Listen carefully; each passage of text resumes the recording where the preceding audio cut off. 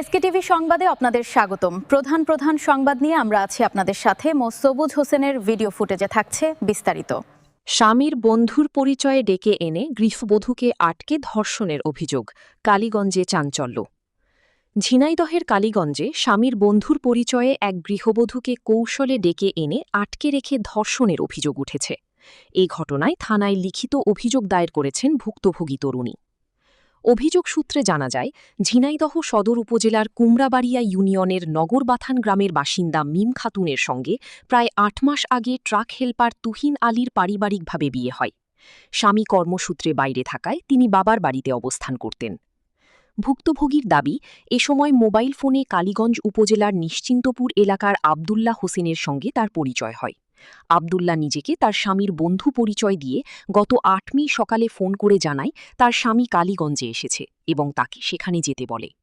পরে মিম খাতুন কালীগঞ্জে পৌঁছালে অভিযুক্ত জানায় তার স্বামী বন্ধুর বাড়িতে রয়েছে। এরপর তাকে কালীগঞ্জ থানাধীন একটি বাড়িতে নিয়ে যাওয়া হয়।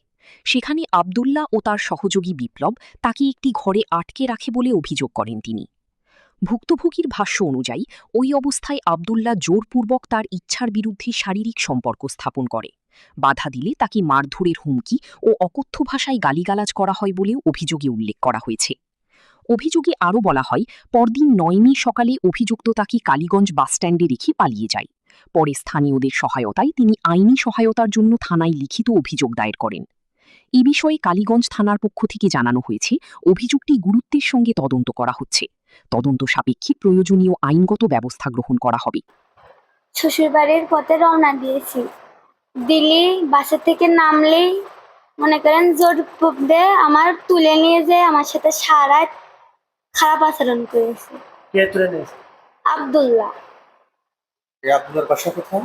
কালীগঞ্জ আরপাড়া। আর বাপের নাম? তার বাপের নাম জামাল।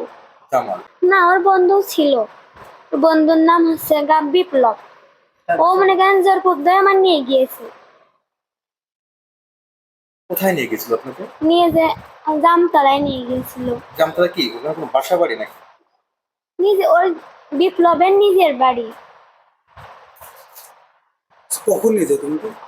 নিয়ে গিয়েছিল ১টার সময়। তুমি কোথায় থেকে কোথায় যাচ্ছিল ওই সময়? ওই সময় শ্বশুর বাড়ি যাচ্ছিলাম আমি, বাপের বাড়ির থেকে। বাপের বাড়ি কোথায় এবং শ্বশুর বাড়ি কোথায়? বাপের বাড়ি ছিলাম আমি, বেড়াতে গিয়েলাম। বাপের বাড়ি কোথায় এটা? নগরবাথান। সর্বশেষ তোমাকে কোথায় ফেলে রেখে দেয়? এখন আমি মনে করেন আমি এখন হচ্ছে আমার এই বিচার চাই। আপনারা দেখছিলেন এসকেটিভি নিউজ। পরবর্তী সংবাদ দেখার আমন্ত্রণ জানিয়ে এখানেই শেষ করছি। আল্লাহ হাফেজ।